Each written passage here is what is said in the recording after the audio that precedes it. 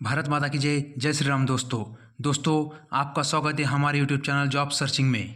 आप देख सकते हैं इंडियन आर्मी की वैकेंसी निकली है। आप as a lieutenant Indian military academy Dehradun यहाँ पर ट्रेनिंग के लिए जा सकते हैं। अगर आपका सिलेक्शन यहाँ से होता है तो आपके लिए बहुत ही अच्छा अवसर है कि आप सीधा ऑफिसर रैंक पे प्रमोट करके जा सकते हैं दोस्तों तो इसलिए आप जल्द से जल्द इस पोस्ट के लिए अप्लाई करें ताकि आपका सिलेक्शन हो। हम यहाँ पर सारा डिटेल में डिस्कस करने वाले हैं, यानी टीजीटी का मतलब क्या है, सैलरी कितनी है, एज लिमिट कितनी है। तो आप देख सकते हैं टीजीटी का मतलब टेक्निकल ग्रेजुएट कोर्स, यानी ये जो एग्ज़ाम निकली है वो ग्रेजुएट बेस पे डिपेंड है।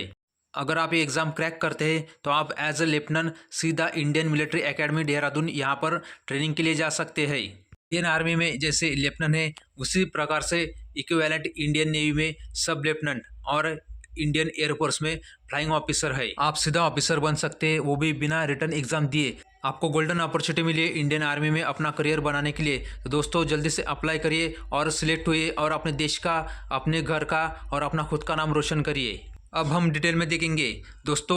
जो एलिजिबिलिटी है, आपकी नेशनलिटी इंडियन होनी चाहिए, यानी आप भारत के नागरिक होने चाहिए। आपकी एज लिमिट 20 साल से लेकर 27 साल होनी चाहिए 1 जनवरी 2025 को, यानी आपका जो जन्म है वो 2 जनवरी 1998 से लेकर 1 जनवरी 2005 के बीच होना चाहिए।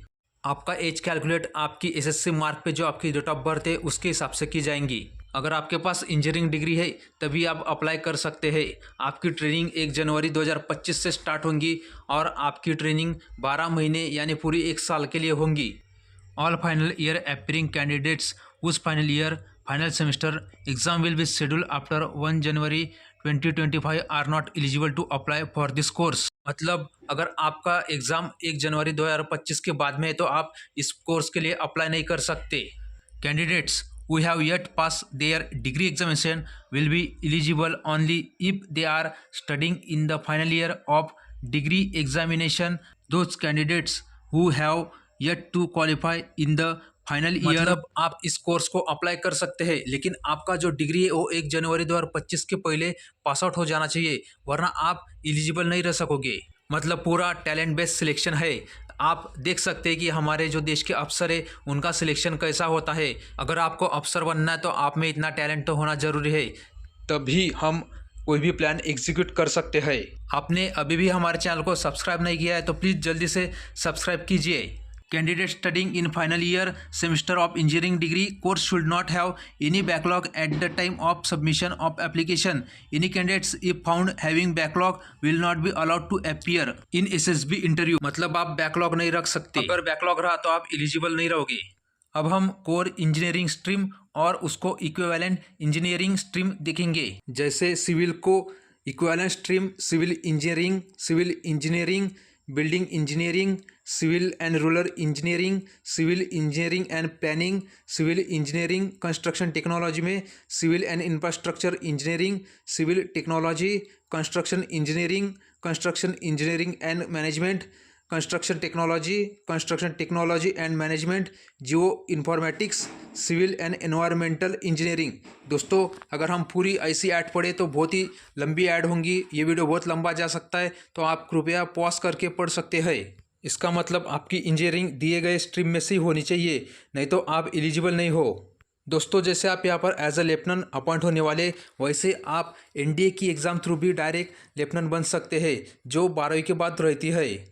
एनडीए का मतलब नेशनल डिफेंस एकेडमी जो पुणे स्थित है, जिसमें 12वीं के बाद की पूरी पढ़ाई एनडीए में की जाती है। वहाँ से डिग्री मिलती है और वहाँ पर हमें जॉब मिलता है। मतलब कि 4 साल डिग्री लेने के बाद आप वहाँ से पास आउट होते हैं, लेकिन आपकी training Indian military academy Dehradun वहीं पर होती है। मतलब अगर आप एनडीए क्रैक नहीं कर सकते तो आपको दूसरा चांस मिलता है ग्रेजुएशन बेस पे। This vacancies are tentative and may be change depending on organisational requirements, मतलब जगह कम ज़्यादा हो सकते हैं। अगर आपको सच में फोर्स पसंद है तो आप इंडियन नेवी, इंडियन आर्मी या इंडियन एयरफोर्स तीनों में से कोई भी फोर्स ज्वाइन कर सकते हैं। इंडियन नेवी को सिर्फ साइंस स्टूडेंट एलिजिबल रहते हैं।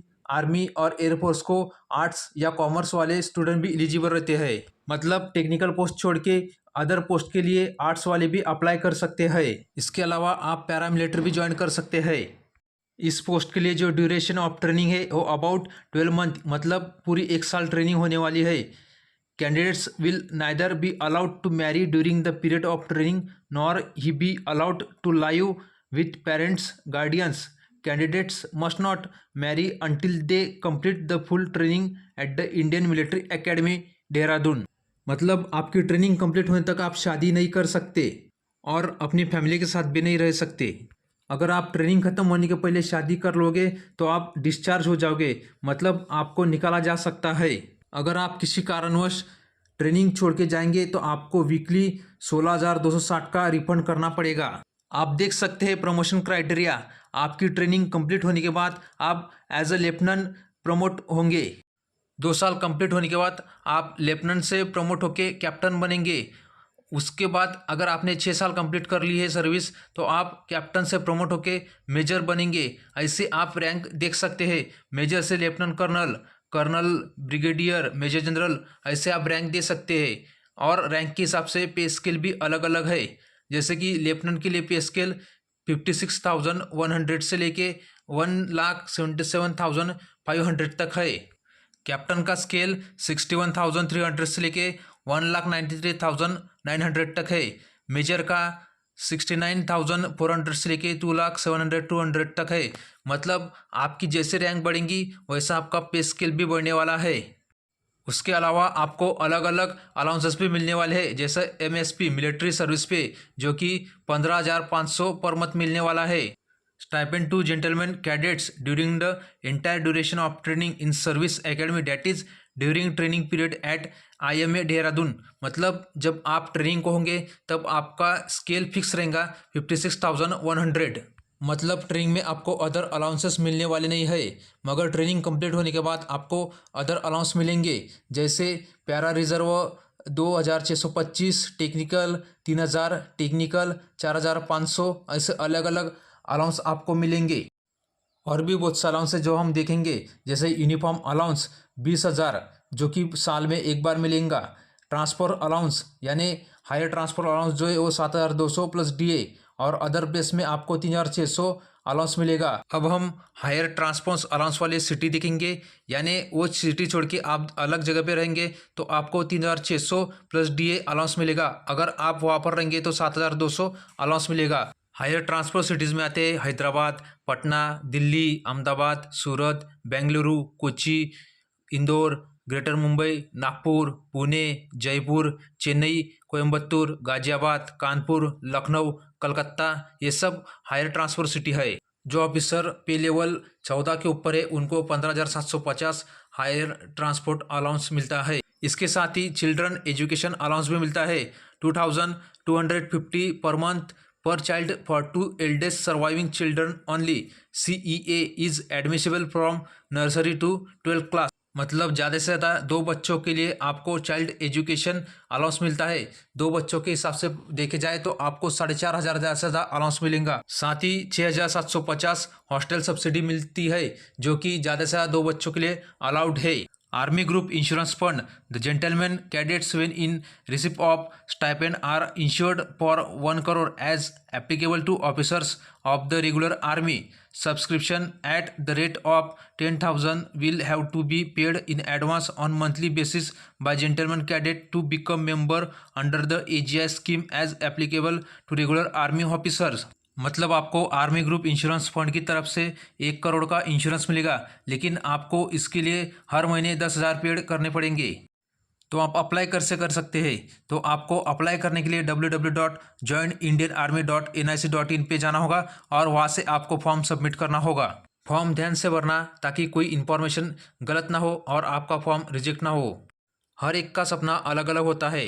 अगर आपका सपना आर्मी ऑफिसर बनना है तो आप जल्दी से अप्लाई कर सकते हैं। आशा करता हूँ आपको हमारा वीडियो अच्छा लगा होगा। दोस्तों अगर आपको हमारा वीडियो अच्छा लगा होगा तो हमारे वीडियो को लाइक करिए, शेयर करिए और सब्सक्राइब कीजिए। जय हिंद, जय भारत, जय श्री राम दोस्तों। और वीडियो देखने के लिए धन्यवाद।